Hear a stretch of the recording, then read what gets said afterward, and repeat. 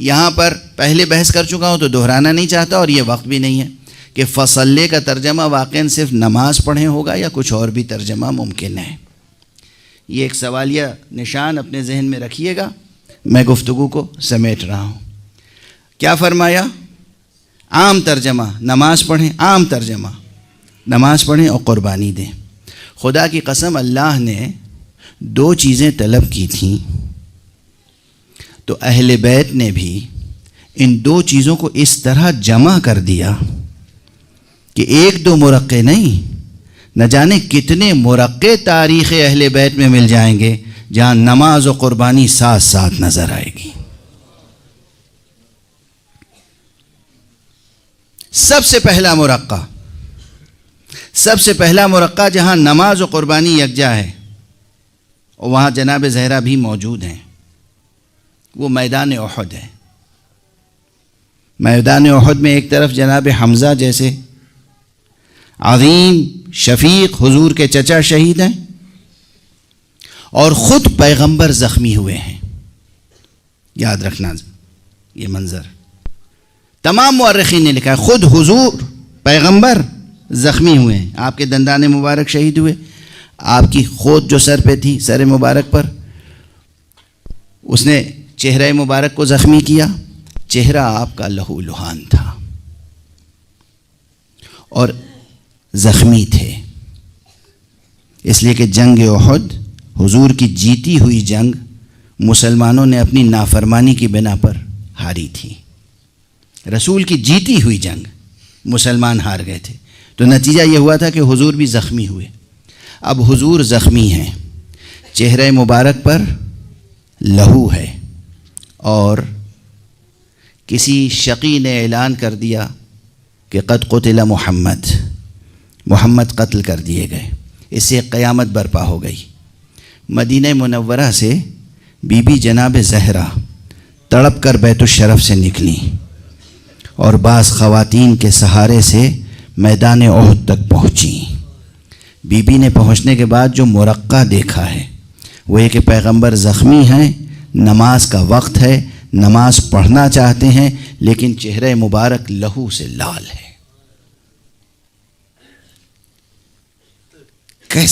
کیسا مرقع ہے؟ Be be نے دیکھا، امیر المومنین آگے بڑھے، امیر المومنین تشریف لے گئے اور اپنی سپر میں ڈھال میں پانی لے کر آئے۔ بی بی نے چلو پانی اٹھایا اور اپنے بابا کا چہرہ دھویا۔ غور فرمائیں آپ، یہ منظر جیسے ہی سامنے آیا، جب میں نے پہلی بار تاریخ میں یہ منظر پڑھا تو دل سے فریاد اٹھی، بی بی ایک میدان احد ہے جہاں بابا کا چہرہ لہو لہان ہے، بیٹی کے ہاتھ میں چلو میں پانی ہے،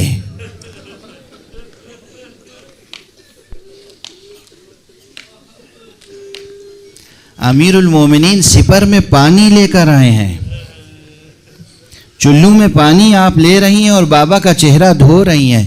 اس کے بعد حضور نے وضو کیا اور بیٹھ کر نماز پڑھی۔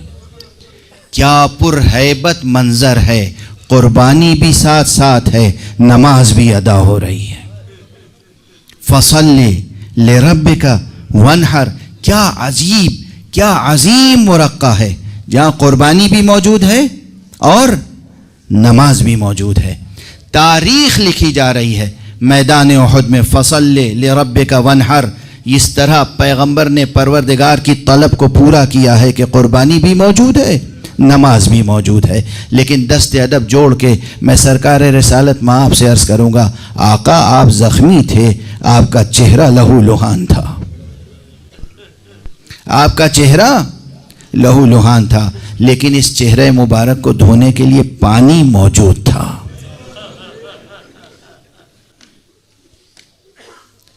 آپ کی بیٹی میدان میں موجود تھی، مگر بیٹی پیاس کی شکایت نہیں کر رہی تھی، بیٹی کے چلو میں پانی موجود تھا۔ آقا میدان احد کا منظر بہت کربناک ہے، بہت مظلومیت کا مرقع ہے، لیکن مجھے فوراً وہ میدان یاد آ رہا ہے جہاں ایک بیٹی ہے اور وہ العطش العطش کی آوازیں بلند کر رہی۔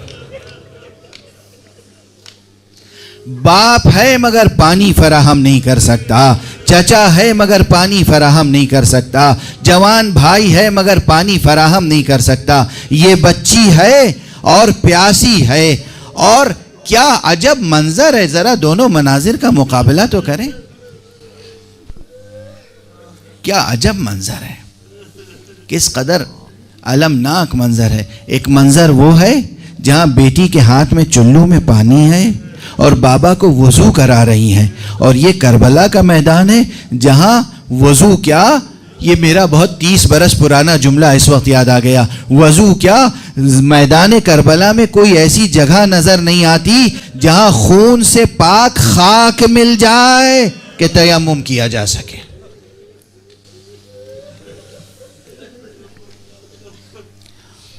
اور ان دونوں مناظر کا اگر مقابلہ کریں تو بس ایک چیز کا اور خیال کر لیں کہ ایک وہاں ہے بیٹی کے چلو میں پانی ہے اور آنکھوں میں آنسو ہیں اور باپ کے چہرے سے خون کو صاف کر رہی ہیں، اور ایک کربلا میں وہ بیٹی ہے کہ جو جب تک چچا زندہ رہے التش کہتی رہی۔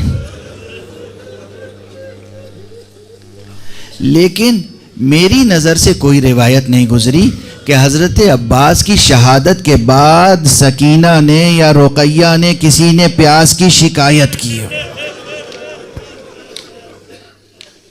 یہ ضرور روایت ملتی ہے کہ جب خالی گھوڑا در خیمہ پر آیا ہے تو اس بیٹی نے اس گھوڑے سے اپنی پیاس کی شکایت نہیں کی، اب یہ بچی اپنی پیاس بھول گئی، اس گھوڑے کے گلے میں باہیں ڈال کے اس نے پوچھا، یہ بتا میرے بابا کے وفادار رہوار، حل قتل ابی عطشانا حل سقی ابی ام قتلوہ عطشانا، کیا میرے بابا کو پانی پلایا گیا یا پیاسا شہید کر دیا گیا؟ یہ بچی اپنی پیاس بھول گئی۔ اجرکم علی اللہ، اجرکم علی اللہ۔ ایک وہ منظر ہے میدان احد کا جہاں نماز و قربانی کو یکجا کیا گیا ہے، اور پھر یہ اہل بیت کی سیرت مستمرہ ہے، مسلسل سیرت مستمرہ ہے کہ نماز و قربانی کا تذکرہ آپ کو ساتھ ساتھ ایک ہی مرقع میں نماز بھی ملے گی، قربانی بھی۔ پیغمبر کے بعد وہ دوسری شخصیت جس نے نماز و قربانی کو جمع کیا ہے خود بی بی فاطمہ زہرا کی شخصیت ہے۔ روایتوں نے شمار کر کے دن بتا دیے ہیں، ایک وقت نہیں، 2 وقت نہیں، 3 وقت نہیں، کتنے دنوں تک بی بی نماز پڑھتی رہی شکستہ پسلیوں کے ساتھ۔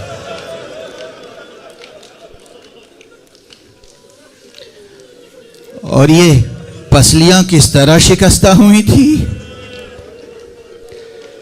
جو روایت میں نے ایک کتاب میں اپنی آنکھوں سے پڑھی ہے وہ روایت آپ کے سامنے عرض کر رہا ہوں کہ جب 1 2 نہیں 300 افراد کو لے کر ایک شقی ایسی لکڑیاں لے کر آیا جس کی صفت یہ تھی کہ وہ لکڑی جلدی بجھ نہیں سکتی تھی، جلد بجھ نہیں سکتی تھی، اگر ایک مرتبہ وہ آگ پکڑ لے، اگر اس میں آگ لگا دی جائے وہ جلنے لگے تو پھر اسے کوئی بجھا نہیں سکتا تھا۔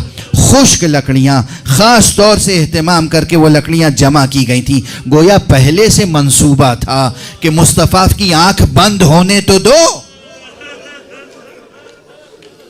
اسی تقریر سے جس کی طرف کل میں نے اشارہ کیا تھا آپ اندازہ کریں، الا ایھا الناس من کان یعبد محمدا، اے لوگو جو محمد کی عبادت، کون تھا جو محمد کی عبادت کرتا تھا؟ اور ہمارے یہاں وہ سن لے کہ محمد مر گئے، کیا تقریر ہے، کیا تقریر ہے۔ یہ منتظر تھے کہ پیغمبر کی آنکھیں بند ہوں، پیغمبر کی شہادت کے اسباب انہوں نے فراہم کیے تھے، پیغمبر شہید ہوئے، اب اس در پر جہاں پیغمبر روزانہ سلام کیا کرتے تھے، آیت تطہیر کی تلاوت کیا کرتے تھے، اس در پر آگ اور لکڑی لے کر آ گئے۔ 1 نہیں 2 نہیں 300 افراد ہیں، 300 افراد ہیں، اور گھر کے چاروں طرف لکڑیاں سجائی گئیں،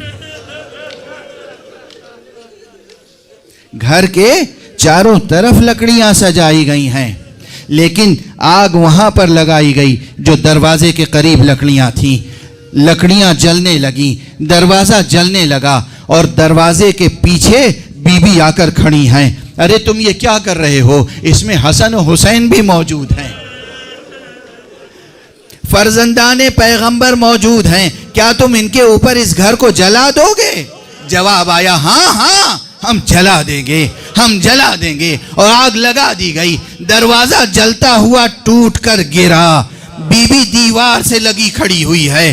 دروازہ بی بی کے سینے پہ آ کے گرا. ادھر اس شقی نے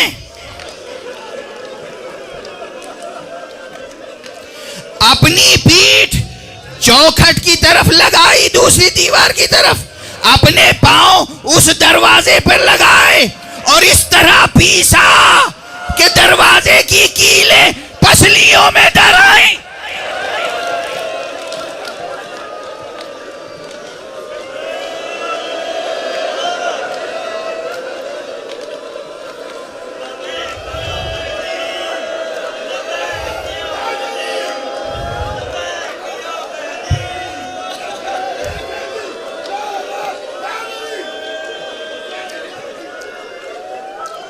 بس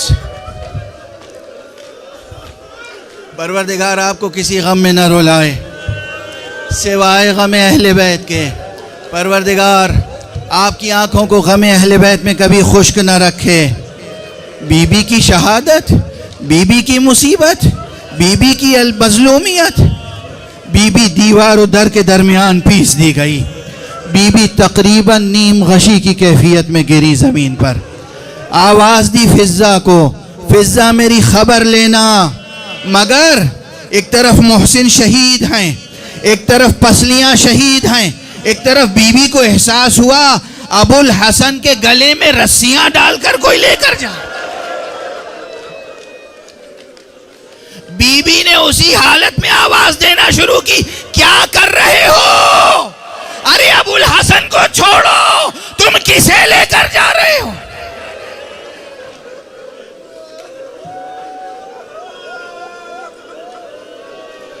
امیر المومنین کا گھر اجڑ گیا. اس مصیبت میں قیامت تک ہم ماتم کرتے رہیں گے. اور میرا جملہ، جب تک زہرا کو انصاف نہ مل جائے نہ ہمارا ماتم رک سکتا ہے، نہ ہمارا گریہ رک سکتا ہے، نہ یہ عزاداری رک سکتی ہے. اس درد کے ساتھ، اس علم کے ساتھ کتنے روز، کتنے دنوں تک، کتنی شبیں بی بی نے نمازیں پڑھی ہیں. فَصَلِّ لِرَبِّكَ وَانْحَرْ کہ کتنے مرقع سجا دیے تنہا زہرا نے. اور صرف واجب نمازیں نہیں، کتنی نمازیں شب کی پڑھی ہیں بی بی نے اسی شکستہ پسلی کے ساتھ. اور درد کو شوہر سے چھپاتی رہیں. کل غالباً اشارہ کر چکا ہوں، علی جیسا شجاع، علی جیسا صابر، علی جیسا بہادر، علی جس کے لیے لافتہ کا قصیدہ جبرائیل نے پڑھا ہے، وہ اگر زندگی میں کبھی بلند آواز سے گریہ کیا ہے تو بس 2 مواقع ہیں، اور وہ بی بی کے مصائب کے ضمن میں ہیں. جب بی بی کی وفات کی خبر ملی، گریہ بلند آواز سے علی نے کیا اور غش کھا کے زمین پر گر پڑے. اور اس کے بعد جب غسل دینے کی باری آئی تو غسل دیتے دیتے جب احساس ہوا کہ کیسا زخم ہے، کیسا علم ہو رہا ہوگا بی بی کو، کیسی پسلیاں ٹوٹی ہوئی ہیں، بلند آواز سے گریہ کیا. محرم کی مجلسوں میں میں ایک بات عرض کرتا رہا ہوں کہ لوگ ہم سے کہتے ہیں کب تک رو گے؟ ابھی خون حسین خشک نہیں ہوا ہے تو ہمارے آنسو کیسے خشک ہو سکتے ہیں؟